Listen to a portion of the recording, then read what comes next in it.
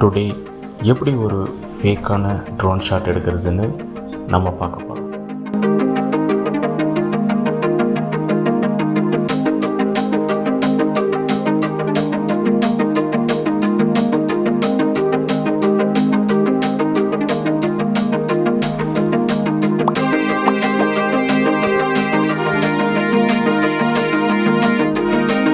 உங்களோட mobile latest smart ஃபோனா, அப்போ உங்களால் இந்த மாதிரி வீடியோ ஷாட்ஸ் கண்டிப்பாக எடுக்க முடியும்.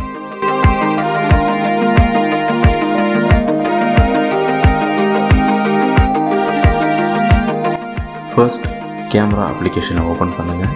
அதில் வீடியோ மோடை செலக்ட் பண்ணிவிட்டு செட்டிங்ஸ்குள்ளே போகும். செட்டிங்ஸ்குள்ளே இமேஜ் ஸ்டெபிலைசேஷன் இருக்கும். அது ஆஃபில் இருந்தால் ஆன் பண்ணிவிட்டு எனேபிள் பண்ணியிருக்கான்னு கன்ஃபார்ம் பண்ணி செக் பண்ணிக்கோங்க.